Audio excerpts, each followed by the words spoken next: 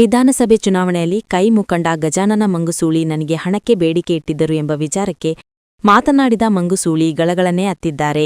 ಅಥಣಿಯಲ್ಲಿ ಮೂಲ ಕಾಂಗ್ರೆಸ್ ಬಣದಲ್ಲಿ ಗುರುತಿಸಿಕೊಂಡಿದ್ದ ಗಜಾನನ ಮಂಗುಸೂಳಿ ಅಥಣಿ ಕ್ಷೇತ್ರದಲ್ಲಿ ಪ್ರಭಾವಿ ನಾಯಕತ್ವ ಹೊಂದಿದ್ದರು. ಕಳೆದ 2023ರ ಚುನಾವಣೆಯಲ್ಲಿ ಕಾಂಗ್ರೆಸ್ ಪಕ್ಷದ ಆಕಾಂಕ್ಷಿತರ ಪಟ್ಟಿಯಲ್ಲಿ ಗಜಾನನ ಮಂಗುಸೂಳಿ ಹೆಸರು ಮುನ್ನೆಲೆಯಲ್ಲಿತ್ತು. ಆದರೆ ರಾಜಕೀಯ ಬದಲಾವಣೆಗಳ ನಂತರ ಕಾಂಗ್ರೆಸ್ ಪಕ್ಷದಿಂದ ಈಗಿನ ಹಾಲಿ ಶಾಸಕ ಲಕ್ಷ್ಮಣ ಸವದಿಗೆ ಕಾಂಗ್ರೆಸ್ನಿಂದ ಟಿಕೆಟ್ ಫಿಕ್ಸ್ ಆಗಿತ್ತು. ಇದರ ಮಧ್ಯ ಡಿಕೆಶಿ ಭೇಟಿಯಾಗಿತ್ತು. ಅದರಲ್ಲಿ ಸಂಧಾನ ಪ್ರಕ್ರಿಯೆ ಮುಗಿದು ಲಕ್ಷ್ಮಣ ಸವದಿಗೆ ಟಿಕೆಟ್ ನಿರ್ಣಯವಾಯಿತು. ಇದರಲ್ಲಿ ನನಗೆ ಕ್ಯಾಬಿನೆಟ್ ದರ್ಜೆಯಲ್ಲಿ ಯಾವುದಾದರೂ ಉನ್ನತ ಸ್ಥಾನಮಾನಗಳನ್ನು ಕೊಡಿಸುವುದಾಗಿ ಹೇಳಿದ್ದರು. ಆದರೆ ಚುನಾವಣೆ ಬಳಿಕ ಅಥಣಿಯಲ್ಲಿ ಪಕ್ಷದಲ್ಲಿ ನನ್ನನ್ನು ಬಹಳಷ್ಟು ಕಡೆಗಣಿಸಲಾಗಿದೆ. ಇದೇ ವಿಚಾರವನ್ನು ನಾನು ಹಂಚಿಕೊಂಡಿದ್ದೆ. ಅಥಣಿ ಶಾಸಕ ಲಕ್ಷ್ಮಣ ಸವದಿ ನಾನು ಹಣಕ್ಕೆ ಬೇಡಿಕೆ ಇಟ್ಟಿದ್ದೇನೆ ಎಂದು ನನ್ನ ಹೆಸರು ಹಾಳು ಮಾಡಲು ಹೊರಟಿದ್ದಾರೆ.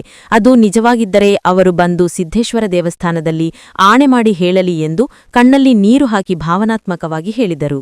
ಇಲ್ಲ, ಸುಮ್ಮನೆ ನೋಡಿ, ಜಾರಕಿಹೊಳಿ ಕುಟುಂಬದ ಬಗ್ಗೆ ಇಲ್ಲಿ ಅಥಣಿಯಲ್ಲಿ ಅಪಪ್ರಚಾರ ಮಾಡ್ತಾ ಇದ್ದಾರೆ. ನಾನು ಒಂದು ಮಾತನ್ನ ಈ ಸಂದರ್ಭದಲ್ಲಿ ಹೇಳಲಿಕ್ಕೆ ಇಷ್ಟಪಡ್ತಾ ಇದ್ದೀನಿ.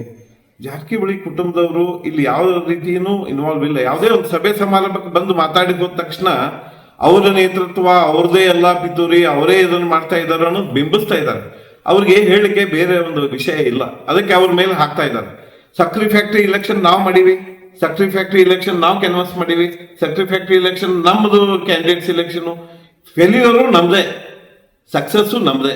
ಸುಮ್ಮನೆ ಅವ್ರ ಹೆಸರು ಇಲ್ಲಿ ದಯವಿಟ್ಟು ನಿಮ್ಮ ಮಾಧ್ಯಮದ ಮೂಲಕ ನಾನು ಹೇಳಲಿಕ್ಕೆ ಇಷ್ಟಪಡ್ತಾ ಇದ್ದೀನಿ.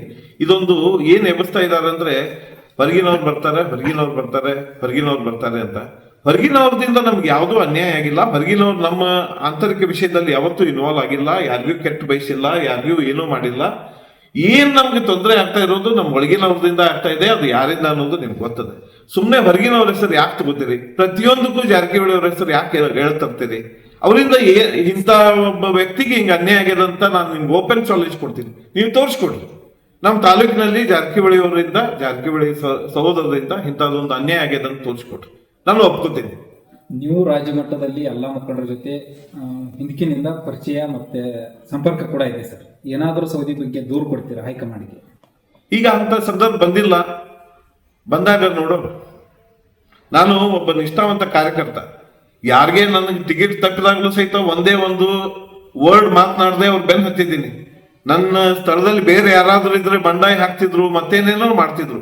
ನಾನು ಒಂದೇ ಒಂದು ಮಾತು ಆಡದೆ ಅವ್ರ ಗೆಲುವಿನಲ್ಲಿ ನಂದು ಸಿಂಹಪಾಲ ಇದೆ. ಅವ್ರು ಒಪ್ಕೋತಾರೋ ಬಿಡ್ತಾರೋ ಗೊತ್ತಿಲ್ಲ, ಅವ್ರ ಗೆಲುವಿನಲ್ಲಿ ನನ್ನ ಸಿಂಹಪಾಲ ಇದೆ. ನಾನು 4 ವರ್ಷದ ದುಡ್ದಿದ್ದ ಪರಿಶ್ರಮ ಇದೆ, ಬೆವರಿದೆ. ನನ್ನಂತೆ ಅನೇಕ ಮುಖಂಡರು, ಅನೇಕ ಕಾರ್ಯಕರ್ತರ ಪರಿಶ್ರಮ ಇದೆ. ಇಂಥ ಸಂದರ್ಭದಲ್ಲಿ ಅವ್ರ ಟಿಕೆಟ್ ಸಿಕ್ಕ ಮೇಲೂ ನಾವು ವಿರೋಧ ಮಾಡಿಲ್ಲ. ಈಗ ನಾನು ನನ್ನ ಅಧ್ಯಕ್ಷ ಸ್ಥಾನದ ಸಂಬಂಧ ನಾನು ಬಹಿರಂಗವಾಗಿ ಏನು ಹೇಳೋದಿಲ್ಲ.